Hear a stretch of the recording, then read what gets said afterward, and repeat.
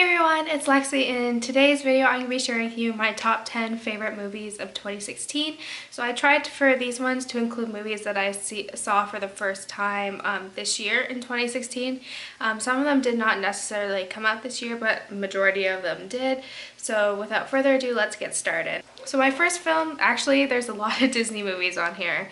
So the first one is Civil War, which was Captain America Civil War, and I really like this. I was team Captain America going into it, but I like, well, this movies that you see both sides and you're like, each one is like morally gray, so I really like that, as well as good action sequence. We got introduced to more characters. It felt like another Avengers movie more so than a Captain America one, but oh well, can't complain. They always do a good job with these movies. Next, this is probably my favorite movie that I discovered this year, and it is Zootopia. I saw this in theaters twice. I went to go see it by myself, and then I saw it with my sister. And I really like it because it talks about a lot of the political issues that we see going on, both in government and community and police relationships. And I think this is really important, especially because it's directed toward kids. It's an allegory of our society, and I think that's really important for people, especially kids, to see that. I know my parents were like, I don't want to, my parents and my brother were like, I don't want to watch a Disney movie, but they ended up really liking it. So if you're not a big fan of Disney movies, I think you should give this one a try, because it is relevant to our society and it's actually quite funny. It has some humor in it too, so I highly recommend, if you have not seen this movie, to check it out. It is so good. So another Disney movie is The Jungle Book, which is the live action version that came out. It's also on Netflix, which I was surprised to see on there. Both Utopia and The Jungle Book are both on Netflix, so if you want to check them out, they're both available on there. But it was just The Jungle Book in particular, they did stray from the original kind of storyline a bit, and I don't know, it's a visually stunning video to watch, considering it was literally the guy who played Mowgli with the green screen basically the whole time. So yeah, this one was a really good, visually beautiful movie to watch. So I'm really excited for, they've done such a good job with all the live action ones, so I'm really excited for Beauty and the Beast to come out in March. And next, also kind of going on with the live action remakes for Disney, also Pete's Dragon as well. I remember seeing the original Pete's Dragon when I was really young, but so I didn't really remember the storyline, but they did change it up a bit for the remake as well, and I really liked it. It's a cute, feel-good movie, and the cinematography in here is also very pretty, kind of the West Pacific coast, forest and all that, so it's really pretty. It does have a good message with that kids can relate to, so yeah. Okay, and so for my last Disney movie on here, it has to be Finding Dory, and I waited so long for this movie to come out. I remember when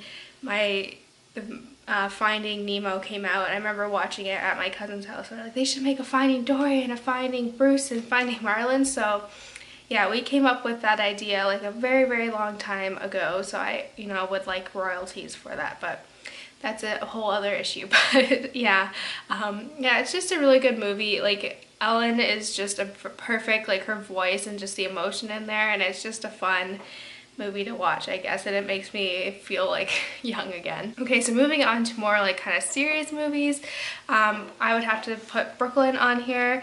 This was a book that I saw early in 2016 because there was a lot of buzz around this movie for I forget, Golden Globes, Oscars, I don't know, whatever those things are, and I really liked it.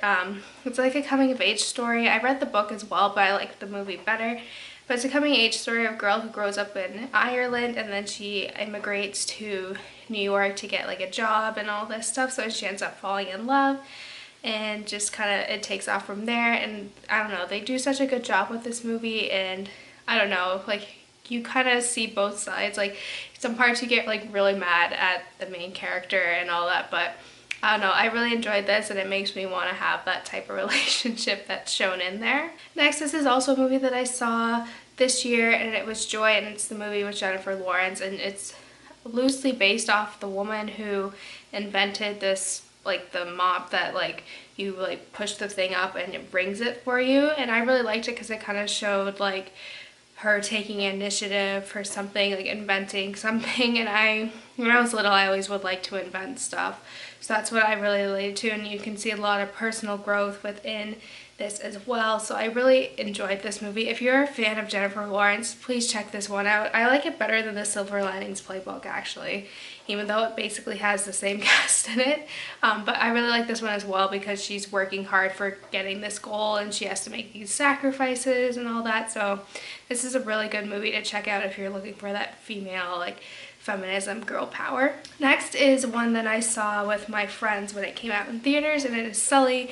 And Tom Hanks is one of my favorite actors of all time, so I was really excited to see this. And it's about the captain who sailed the plane onto the Hudson, and just kind of the aftermath of everything and how people were questioning like the pilot Sully, who had many decades of flying under his belt, and just questioning, like, you know, if that was the best choice, if he was being reckless, even though no lives were lost.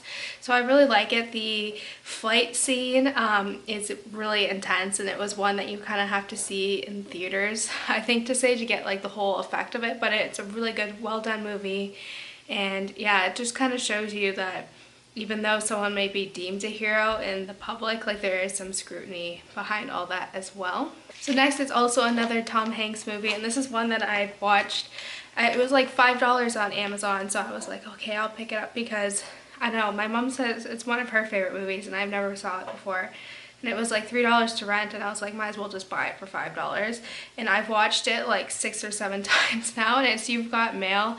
And I don't know, I think it's like one of my favorite, like, romantic, like, comedy movies, I guess. Like, I don't know, I think always deep down I've always wanted to, like, own a bookstore, so I think maybe that has to do with it. But I really like this one, and it's quickly become one of my all-time favorite movies. So yeah, if you're looking for a nice, like, rom-com, this one is right up your alley. Next is also Fantastic Beasts and Where to Find Them. I was really excited for this to come out, and it was just nice being immersed back into the wizarding world, but this time it takes place in the 1920s. So I thought this was a good start of, like, a foundation for the other films to come out, because you can see how this was literally just laying the foundation for much, like, bigger things. And I've loved all the characters in there, and I'm really excited. It sucks that we have to wait like 2 more years for the next, like, come out, because I know they were originally going to make it a trilogy, but now it's going to be 5 movies, so the more the merrier. And lastly, another Tom Hanks movie is Bridge of Spies. This is one I saw in the beginning of the year, and it's based on a true story of the man who was kind of stuck trying to negotiate between the USSR and the US to get, like, the spies, like, switched. So I thought this was really interesting. Just, like, basically, like, the brink of war was, like, on this man's hands. Like, it was into his hands, like, whether or not the US went to war with Russia over these 2 spies that each country had. So yeah, if you're looking for a good historical fiction one, check this one out. Tom Hanks, as always, is really good in this. So yeah, it's very politically based, so if you like those stuff, then this is right up your alley. So that's it, guys. I hope you enjoyed these top 10 films of 2016. So yeah, let me know in the comments below what some of your favorite movies were, and yeah, don't forget to give this video a thumbs up, and I will see you next time. Bye, guys.